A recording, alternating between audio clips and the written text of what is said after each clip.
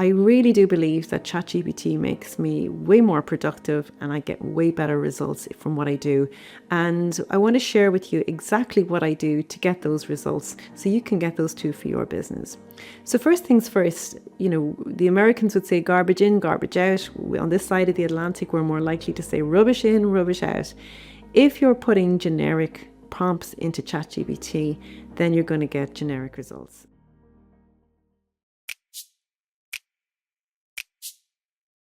Welcome to the Social Media Takeaway. I'm your host, Louise McDonald, and today we're going to be speaking about all things ChatGPT. We're going to look at how you can use ChatGPT to increase your productivity and get better results. So if you enjoy this episode, please make sure you subscribe to my podcast. And if you have any friends or colleagues that you know would benefit from this advice, please make sure you tell them about it and encourage them to subscribe as well. I'd love to connect with you. You're going to find me on all the social channels under Cell on Social M, although you'll find me on LinkedIn at Louise McDonald. So you're very welcome to the show. Okay, so we're going to be looking at ChatGPT today. We're going to look at how we can use ChatGPT to be more productive and just to create better content, to create better assets for our business. So this is what we're going to look at. We're going to, first of all, do a very brief introduction to ChatGPT. I just want to show you the difference between the free and the paid. That's of today. So today being in July 2024. So it may change as of tomorrow, but this is what the situation is today. Then we're going to look at things like how you train ChatGPT about your audience, which is incredibly important. And then we're going to look at 5 steps for writing a prompt. I'm going to show you then some persona related prompts, and I did some work today on myself today in ChatGPT. So I'm going to give you examples of how I have used this prompt and how I use the prompts to make me more productive and to make me better, make the content that I produce better. And that's what I'd say is the real benefit of using ChatGPT is, even at 5 o'clock on a Friday evening, if you need to write an email and you feel too tired, with the help of ChatGPT, you'll still write an excellent email, and you'll do it in a few minutes. And if you didn't have it, you just simply wouldn't do it. I suppose to me, that's the reality of it. So I'm going to look at the persona related prompts, and then there's other useful prompts that I use all the time. These are my prompts that I have generated myself. And so I just want to share those with you. I'm going to show you then how you can use ChatGPT, not just for content creation, but I talk about my 6-step system. So I'm going to give you an example of how you can use it for every step of the 6-step system, and then just some final considerations. So I'll take all the questions at the end if you don't mind, because we are recording this session. So what is ChatGPT? So it uses transformer architecture. I promise you this is the last slide which uses any big words like that. And literally it employs an attention mechanism to evaluate different words in a sentence and determine what to pay attention to. And I suppose the main thing that you want to think about is that it understands the words, but not only does it understand the words, it understands the context of those words in relation to each other. Okay, so that makes it different to the likes of Grammarly. So at the moment with Grammarly, it'll read a sentence that you've written and it will correct the grammar within it. And sometimes the correction is right and sometimes it's not. Sometimes like, no, I don't want to say that. I actually want to say what I have written. But the thing with Grammarly is that if you have 2 or 3 sentences in a paragraph, it doesn't understand the context between, at the moment certainly, it doesn't understand the context between those sentences, whereas ChatGPT does. Okay, that's the difference. It understands the context of what you're trying to say. So with ChatGPT, that's what makes it like an assistant, is that you can have conversations with it. And when you're putting a prompt into ChatGPT, it's a conversation prompt and it will reply to you and you can have a conversation over and back because of this whole idea of the transformer architecture, which understands context. It is trained on using a vast amount of data like textbooks, articles, websites. So it has gone out onto the internet and it has trained itself about everything in the world based on what it has read and based on what it has learned. So no more than a human, we go and we educate ourselves and we go to school and we learn things, and then we go to college and we learn things and we read books about things and we learn things. ChatGPT has been trained in the same way. So the phase allows model to learn grammar, facts about the world, and even some reasoning abilities. So So that's how it works. Now, what it cannot do is it cannot give you an opinion. It can tell you if it thinks something is good or not, but it doesn't have an opinion of it, let's say about politics. It shouldn't anyway. So again, if you want to share your opinion, that's a way to differentiate yourself from ChatGPT. But that's essentially how ChatGPT works at the moment. Now, the thing about it, the rate of adoption is absolutely amazing. I think it took maybe 5 days, is it? Yeah, so 1 million users in the first 5 days. So there's a graphical representation of it. So it took Uber like nearly 2,000 days to get to 1 million users. It took Facebook, where was Facebook? Is Facebook there? Yeah, it took Facebook, what's that, about 300 days to get to 1 million users, which is how many years? And it took ChatGPT 5. Okay, so the rate of adoption of ChatGPT is massive. It reached 1 million users within 5 days. In April 2024, it had 180 million monthly active users and 1 million active weekly users. And then the website received approximately 1.8 billion visits in April 2024, which was up by 1.6 billion in February 2024. And the average user spends about 7 minutes 46 seconds on ChatGPT, and around 5.65 pages per visit. Well, I can tell you, I would spend a lot more time on that. I love it. I find it very useful. As I say, I use it throughout the day, every day. But that is just some stats on the growth on use. So let's look at the difference between the paid version and the free. So the paid version, which is ChatGPT 3.5, and then the free version is ChatGPT 3.5, and the paid version is ChatGPT 4 and ChatGPT 4o. Okay, so essentially, the IQ of the free version is much less than the paid version. Now, it says there that the IQ, I did some research, and it says the IQ is anywhere between 83 and 150. I don't believe it's anywhere near 150. If you start using, if I'm using the free version of ChatGPT, I notice within a few minutes, I'm like, oh my God, this is crap. And then I look up, and I say, I need to switch to the paid one. Sometimes that happens in my account. Whereas the paid version of ChatGPT, whether it's 4 or 4o, has an IQ of 155, which is it's the 99.9 percentile of IQs, if you're relating it to human IQs, which is just under what Einstein was. So essentially, like, it's going to be the smartest person on your team unless you have an IQ of more than 155. So the free version is suitable for general inquiries or basic tasks, and it's fine for that type of thing. But it's at the moment it's $20 a month for the paid version, and I think for the quality of what you're getting, it is absolutely worth it. And I'm very much, if you know me, when I'm recommending tools, I'll say use the free version of that. It's totally fine. I would even say use the free version of LinkedIn. Use the free version of Canva till you need it. You need to use the paid version. When it comes to ChatGPT, I would say I think it's worth the $20 per month. So for the $20, you get extra IQ, which means essentially that it has enhanced capabilities, better for complex queries, and improved context handling.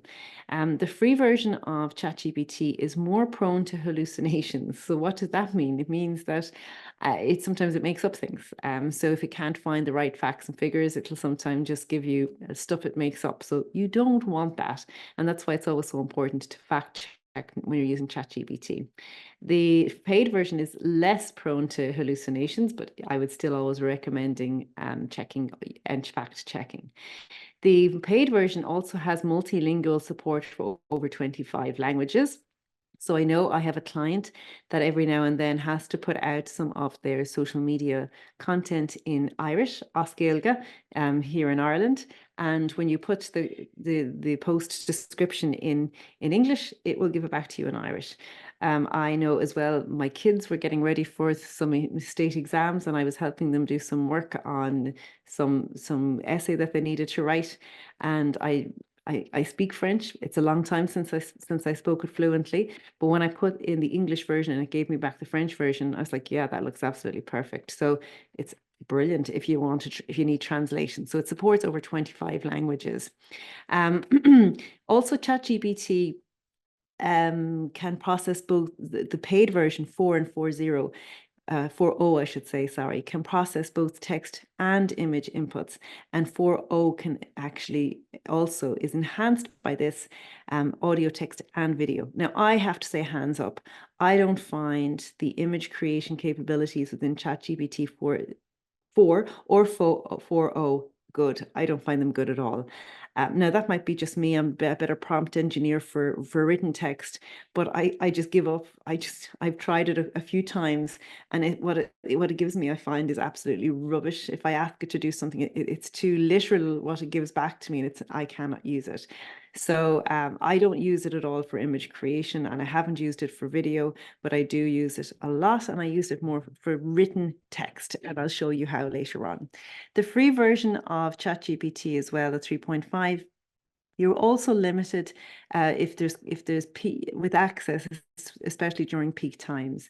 So of course, if you're using a free tool, you're not going to get the full you're not going to get the full use of it when the system is busy. Okay, so that's just another limitation of the free version of ChatGPT. So again, another limitation is that with the free version of ChatGPT, it is working off data that it has learned, and the cutoff point is September 2021. So anything that you're researching on ChatGPT 3.5, that data has got a limit of September 2021. Now, ChatGPT 4 has got a limit of September 2023.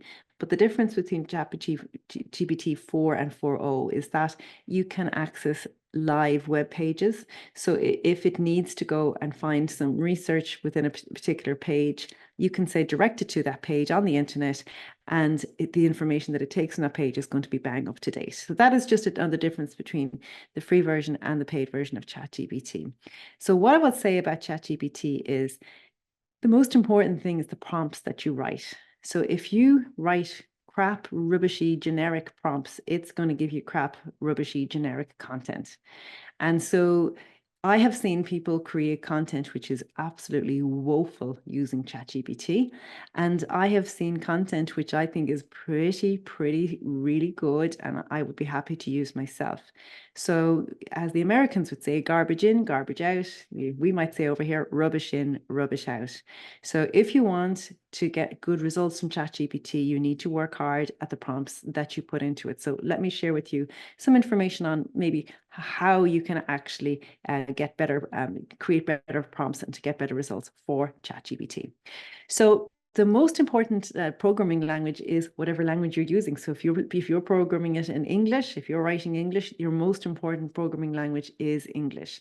So the advice I can give you is to make your prompts specific. The more information it has about you, your brand, your objectives, your audience, your voice, your budget, the more information that you can prompt into your ChatGPT prompts, the better results you will receive.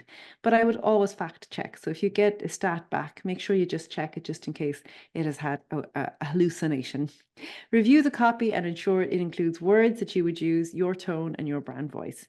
So you've got to think of ChatGPT as the most clever person on your team, but you've got to train them.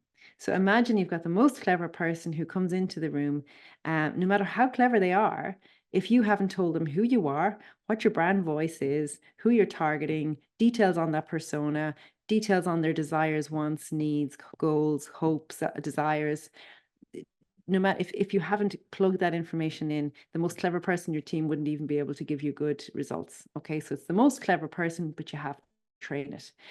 So the first thing I want to look at is to train ChatGPT about your audience. So this is how the steps that you would follow in order to create a prompt, to create a buyer persona for within ChatGPT. So once you have created this buyer persona, then you can use that buyer persona to ask ChatGPT to create content for it or to review content for that persona. So if you were to create, here's a prompt, and again, I'm going to give you these in the handouts, in the shows, in the notes. So the first step of that would be build me a persona of, and then you can put in whatever job title it is, the person you're targeting, with roles and responsibilities at, and you can say maybe it's their own company, or maybe it's a particular industry, or maybe it's a particular job role, title, whatever within a company. And maybe you want to include the location or not. So that's the first step. Builds me a persona of whatever job title with roles and responsibilities at whatever industry, in whatever company, in whatever geography. And then the second part of it will be the problems or challenges facing this person include. Now list the problems, the challenges, the tasks that they have challenges with. Now, rather than guess this part of the prompt, do your research. So I would have done my research. So I know the challenges that people generally face with social media is that they don't know where to start, or they have a stop-start approach, or they're spending a lot of time on social media and they're not getting results, or they're not spending any time and they don't know where to start. So again, these are kind of examples of the problems or challenges facing this person include, and literally just list them one after the other. You don't even have to worry about how you write them in. And then the third part of the prompt would be they are considering. So they are considering employing somebody to, or they are considering getting some support with their social media marketing. So you fill it in the little brackets there, whatever your customer is considering. And then you can list their hopes and dreams, their fears and concerns, their emotional triggers, and their decision criteria for selecting a company like mine. So literally just put in as much information that you have about your buyer persona.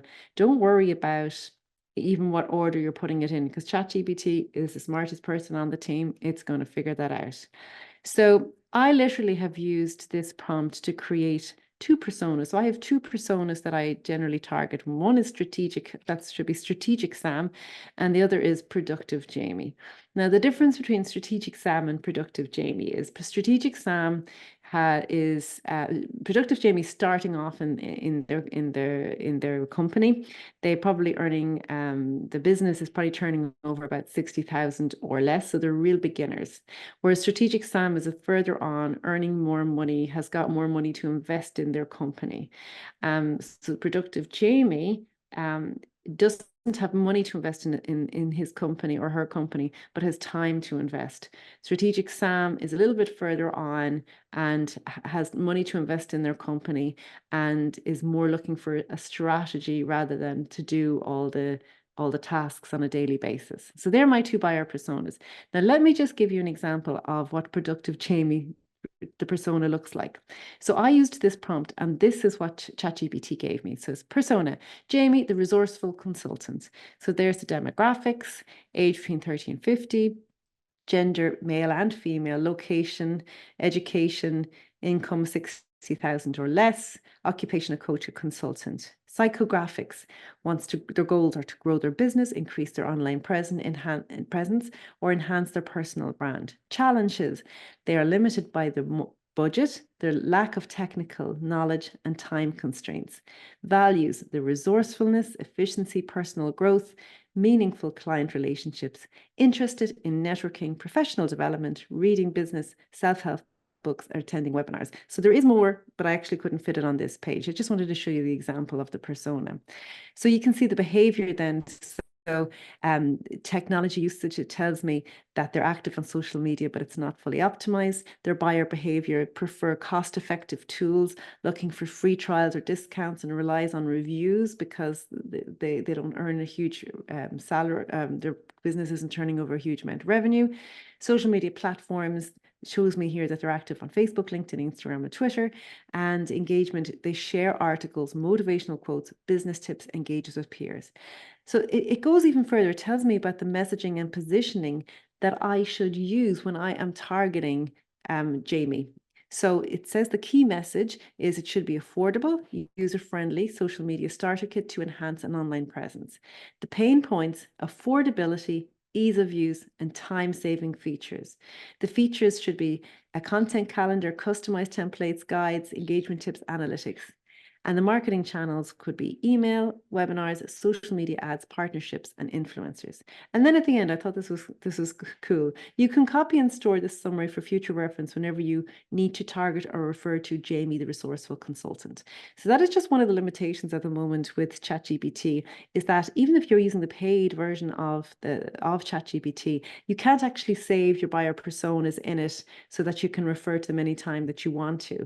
So if you came back to ChatGPT tomorrow or the next day and you said, well, can you write an email for targeting, what's his name, Jamie, the resourceful consultant, it would not remember this persona. So you have to, that's why it's saying save it and then put it up, save it up into ChatGPT the next time that you want to refer to it or the next time you want to use it. So again, so that's an example of a persona for B2B. Now I have a persona here in case you're targeting B2C. And again, it's just a similar persona. So build me a persona of consumer type. The pain points or desires are, list them.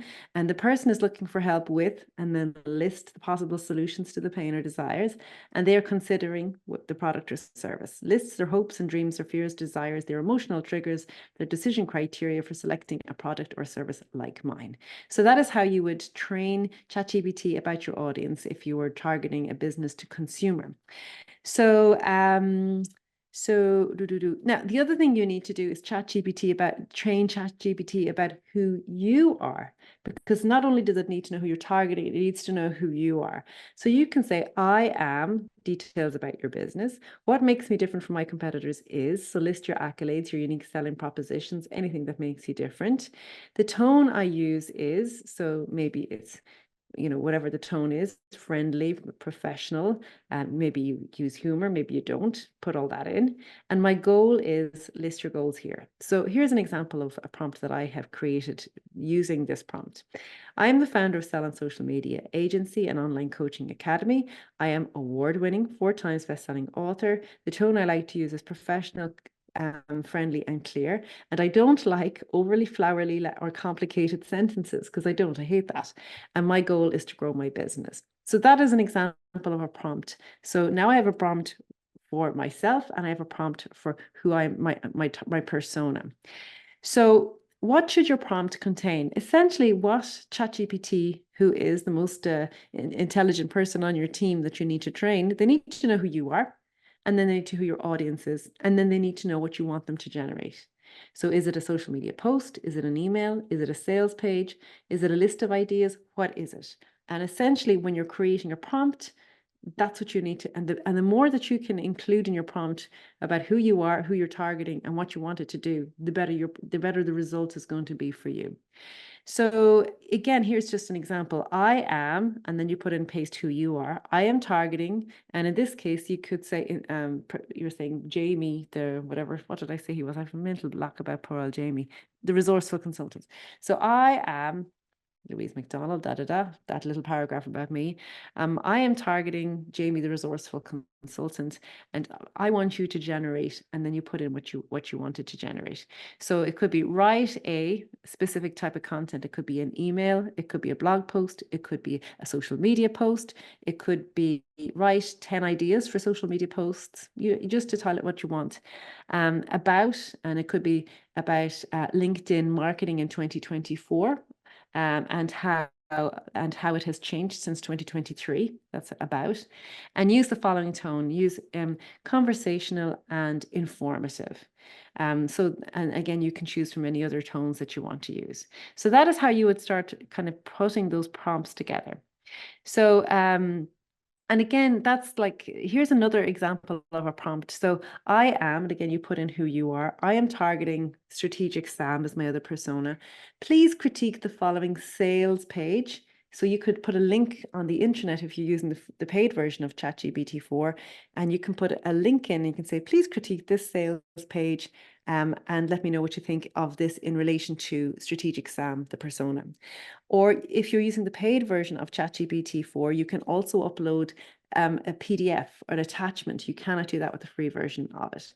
So you could say, please critique the attached guide which I've created and let me know what the persona would think of it. So that is how you can use your persona to critique your work and to review your work and to make it better. So let me show you a few examples. So I just started calling Jamie because I just can't remember the other part of it. And so I copied and pasted up the prompt there. We see who he is there. I just said, here is Jamie, the resourceful consultant. And I pasted, so ChatGPT had created this for me some other time, and I have it saved in a Word document. And then I just copy and paste it in. I go, here is Jamie, the resourceful consultant. And then I remind ChatGPT of who it is I'm targeting. And then I just did a prompt with, what would Jamie think of this? And so then I put a link in to my social media beginners kit on my website. And you can see there that ChatGPT searched the site and it's given me Jamie, the resourceful consultant's perspective on the social media beginner kit. So it's telling me the positive aspects. It's priced at $97 with lifetime access. It aligns with Jamie's limited budget. Comprehensive resources includes Canva templates, tutorials, and content planning tools, providing valuable, ready-to-use materials. Ease of use. The kit simplifies social media management, ideal for Jamie's limited time and technical skills. Skill development offers learning opportunities in Canva and Instagram, helping Jamie improve their social media capabilities. And then potential concerns, it says initial investment, although affordable, Jamie might still hesitate at spending $97 upfront. And then the next prompt I put in, because this is what I mean, you can have conversations with it because it'll remember. First of all, it remembers the prompt with Jamie persona. Then when the next prompt, I asked it to review the page. And so the next prompt, I ask it, do I need to make any changes to the sales page to appeal to Jamie? So I don't have to put back in the sales page because it will remember that part of the conversation because we've literally just had it. And so this is what I love about ChatGPT. It says, to better appeal to Jamie, consider the following changes to the sales page. So it's giving me feedback on what I need to change to make the sales page better. So it's saying highlight affordability, emphasize the cost effectiveness upfront, perhaps with a banner stating affordable tools for budget conscious coaches and consultants, because we know that's going to appeal to that persona. User-friendly focus, add testimonials or case studies from other resourceful professionals with limited tech skills, because so Jamie's going to think, they're like me and they got great use of it. Time-saving features, explicitly mention how the kit can save time, such as streamline your social media management in just minutes a day. Money-back guarantee, include a satisfaction guarantee to reduce hesitation about the initial investment. These adjustments can address Jamie's key concerns and enhance the appeal of the social media beginners kit. So you see how I am having a conversation with ChatGPT using my buyer persona in order to critique a sales page and to make it better. And that's what I've done in that example. And then I followed on from that. So I said, well, here's the sales page. And now ChatGPT knows all about the sales page. I'm saying, what free lead magnet should I create to appeal to Jamie to lead to the sale of this project? So it literally came back with 10 essential social media tips for resourceful coaches and consultants. So I read through it and I said, yeah, I don't really like that. I said, so, and sometimes that happens. Sometimes you're still in control. So yes, I could take what it gives me, but if I don't think it's good, well, then why would I use it? Okay, so then I go back to ChatGPT and I say, I would prefer to link it directly to the starter kit, which is the beginner's kit on the website. And so then it came back with a 5-day social media jumpstart challenge. And again, I didn't really like that idea so much. So then I came back again and I said, suggest a checklist for 10 essential social media tips for resourceful coaches and consultants starting out. And it gave me the content for the checklist. And I can use that, or I don't tend to use exactly what it gives me. But if I was going to create a checklist with 10 essential social media tips, I would want to dictate what the tips were because it needs to come from me. It needs to be inherently the advice I would give people. So yes, I would ask it and at a starting point, I look at it and I'll go, yeah, I suppose I would do optimize the profiles. Yeah, would I create a plan or would I change it or what would I do? And I take what it gives me and I make it my own. Okay, that's important. I still didn't like this idea. So I went back to it again and I said, would the following guide appeal to Jamie? 5 ways to use Canva to stand out on Instagram. And it said, yes, the guide, 5 ways to use Canva to stand out on Instagram, would appeal to likely to Jamie. Here's why. Again, it gives me the practical, it tells me why it would appeal to him. And it actually goes further down. It tells me suggested guide content. So again, it's like me brainstorming with the smartest person on my team. So, and then I came up with another prompt. I said, if I offered a free PDF of my best-selling social media content planner and guide to Jamie, would that be an effective lead magnet? And then I put a link into where ChatGPT could read about the planner online. And it told me, yes, that would be a great idea. So you can see how I was just using ChatGPT with my buyer persona to, first of all, to critique a sales page.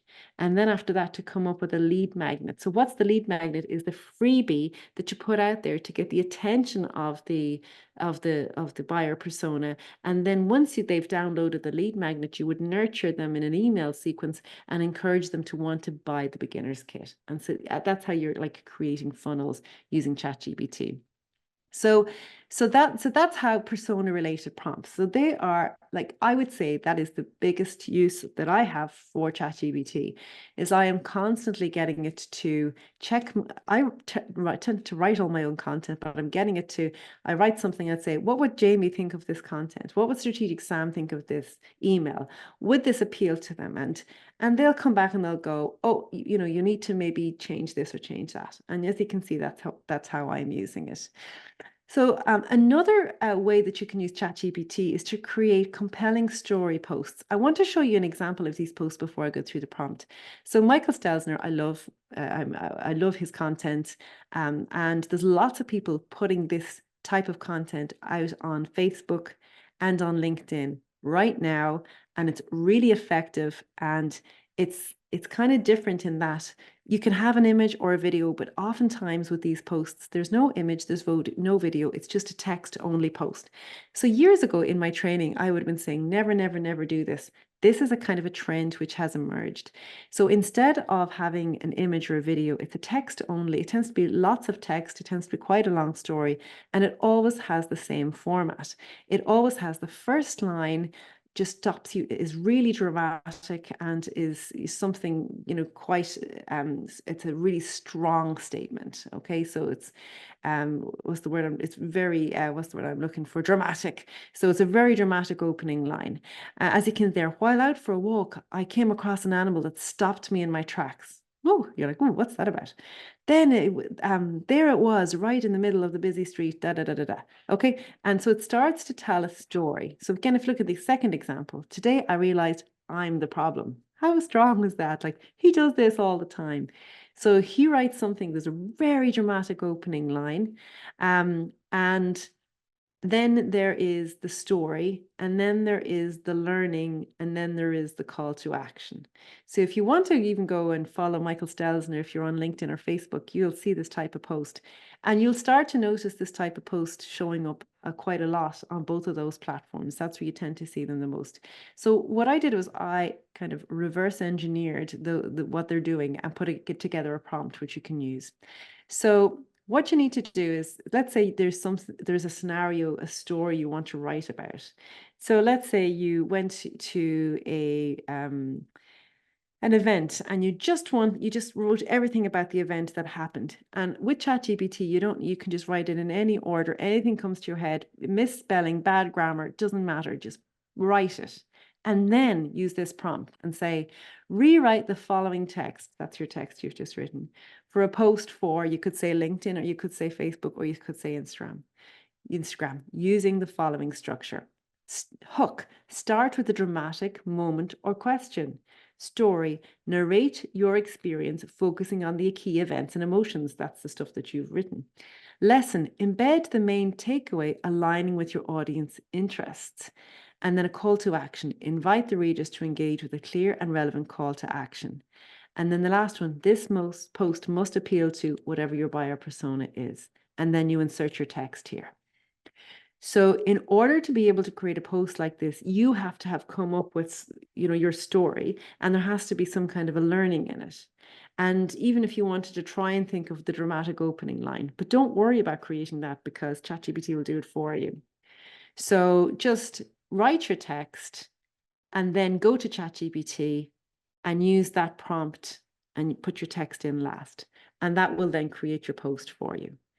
That's a really, really good one to use. And if you're using it and if you have some good results, just let me know how you get on. So other prompts that I use all the time. So my favorite prompt to use, as I always tell people, is check syntax and grammar, exclamation mark, and then I tend to copy in what it is I wanted to check. Check syntax and grammar, copy and paste, and it will. So if I'm writing something, even a social media post, I'll write the post and I'll just get it to check syntax and grammar. If I'm writing an email, if I'm writing anything, I just get it to check syntax and grammar all the time. So rather than me writing an email and sending it to one of my colleagues and say, would you mind throwing your eyes over that and make sure it makes sense? I now get ChatGPT to do it for me. And it just means that, again, if I'm feeling tired at the end of a day, or if I'm feeling under pressure just before lunchtime, in the past, I would have said, I'm not going to write that now because I'm too tired and I'm not going to be able to do it properly. Whereas now I will just write it. It will not be pretty English. It will be full of typos, check syntax and grammar, and I get it back perfectly. And it just means that's what I mean about more productive, better results. So I just get through like 10 times more work in the day by doing this. Another thing that I do is, anyone again who's done my coaching programs know it's no surprise. I don't keep this a secret. I take the transcript of all the videos, and then I put them into ChatGPT following the coaching call, and I'll say, "What advice did I give to David? Please list the points I give to David," and it'll give me back a list of what I've given to each person.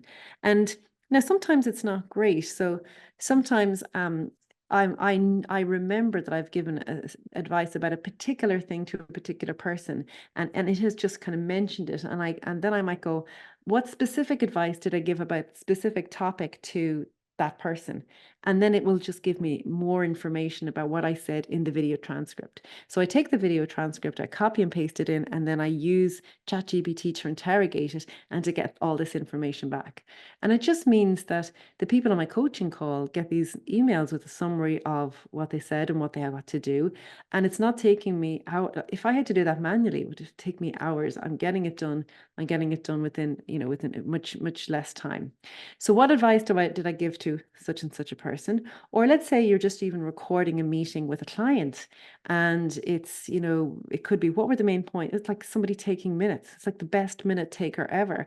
So what were the main points agreed at the meeting? Who agreed to do what? It will be able to take that out of your transcript. So if you're using Zoom for meetings, or if you're using any one of those note takers, if you're recording Zoom in the cloud, you can turn on that it would take a transcript of the meeting, and it's not going to cost you anything more.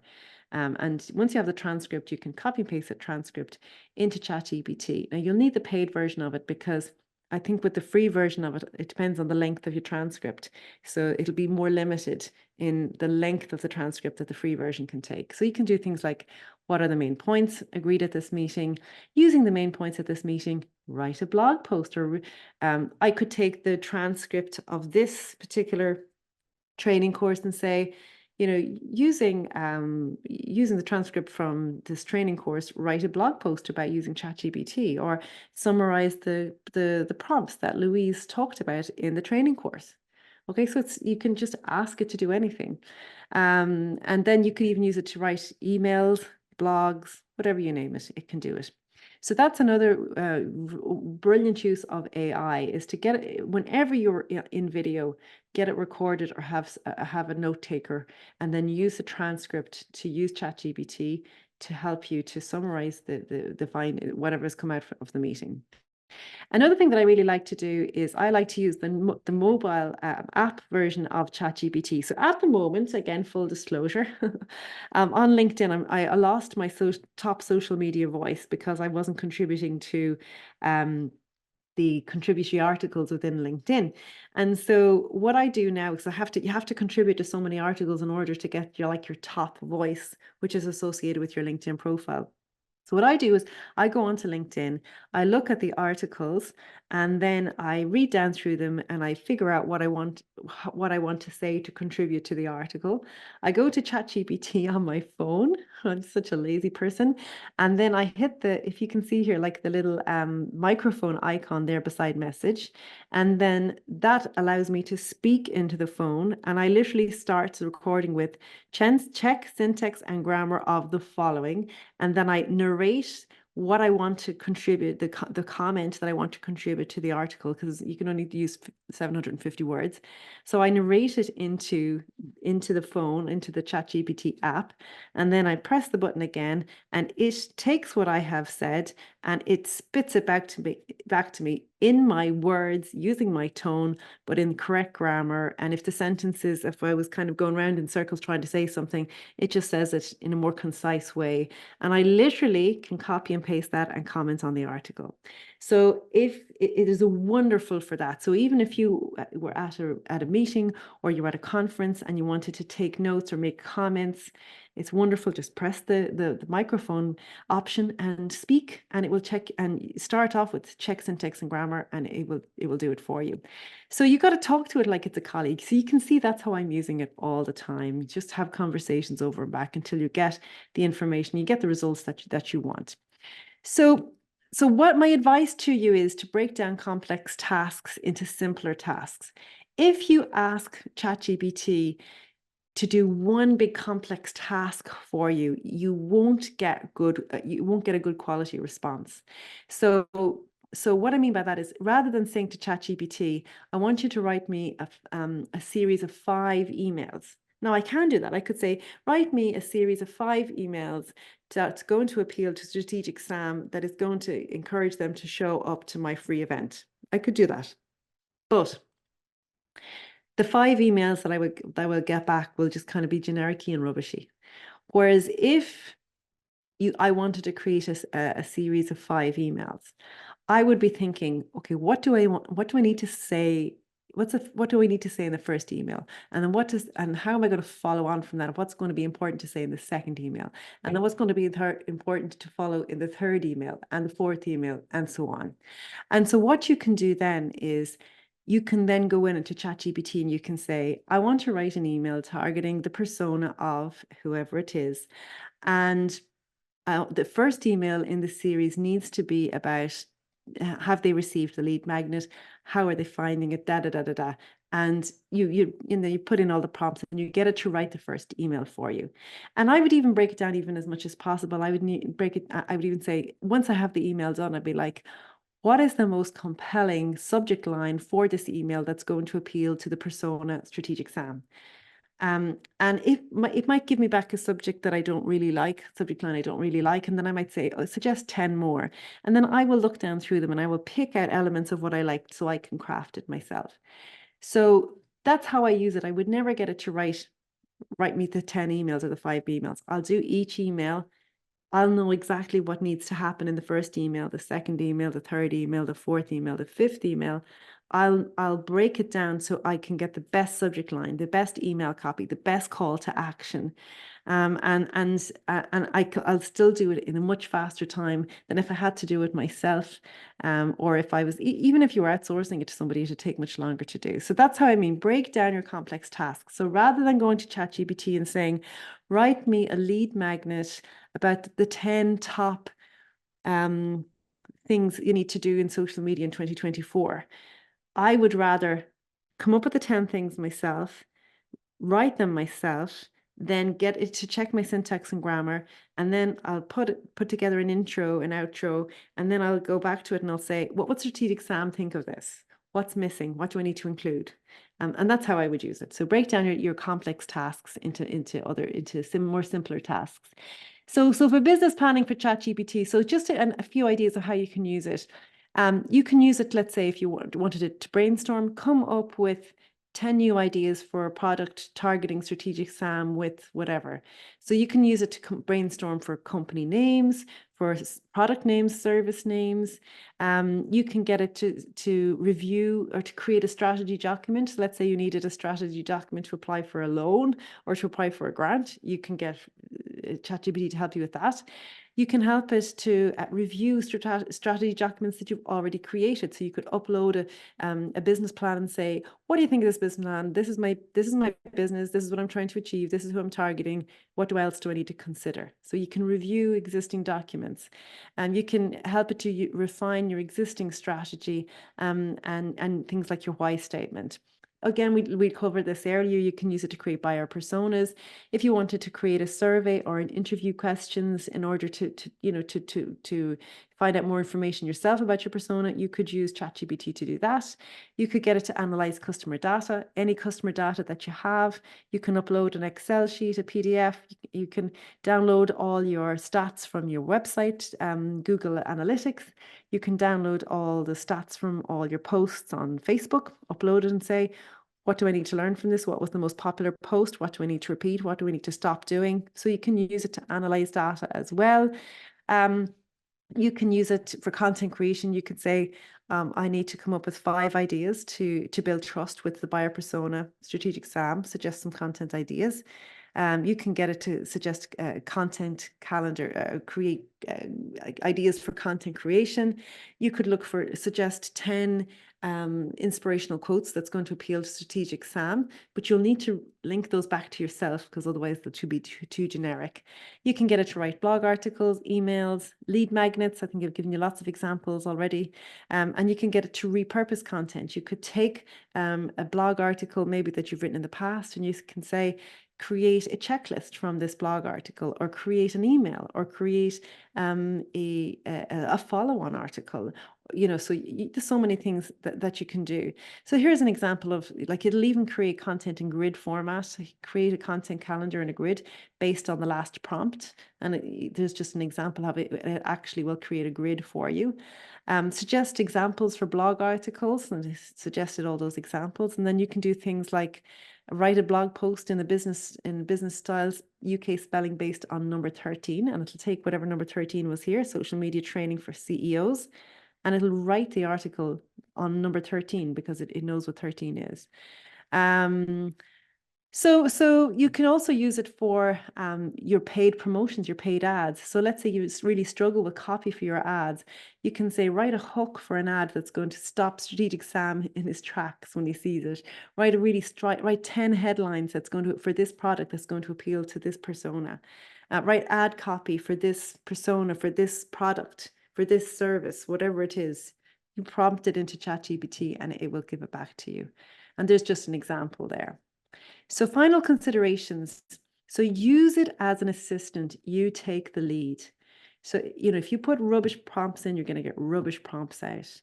But if you use the prompts I've given you, even in this training, you will get much better results. So you take the lead. Use it to be more productive and use it to get better results. Use your buyer personas to produce better quality content, and remember not to lose yourself. Remember, authentic content that is true to you is much better than generic content that could have been used by anyone. And we know that is one of the downfalls with ChatGPT, is that now everybody's a content creator. So, you can create a lot of generic content. But hopefully what I've shown you here today is how you can use ChatGPT to create content which is unique to you, which is better than what you would have done but yourself, and will help you to produce 10 times more content, because you've got this really, the smartest assistant in the world is now on your team. And that's all for $20 a month. So that's it, everyone. So we've looked at today, what is ChatGPT? We looked at the difference between the free and the paid version. We looked at how to train ChatGPT about your audience. We looked at 5 steps for writing a prompt. We looked at persona related prompts and other useful prompts. And we looked at how to use ChatGPT for every step of my 6-step system. And then we looked at some final considerations. So on that final note, I'm going to finish this podcast episode. If you enjoyed it, please make sure you find me on social media, Sell on Social M, and let me know what you thought. You'll find me on LinkedIn under Louise McDonald. Make sure you subscribe to my podcast. And if you're watching this on YouTube, please subscribe to my channel. And if you know any friends or colleagues that would benefit from this information, because this is really good information here today, make sure you share it with them. Thanks very much for tuning in, and hope to see you soon again.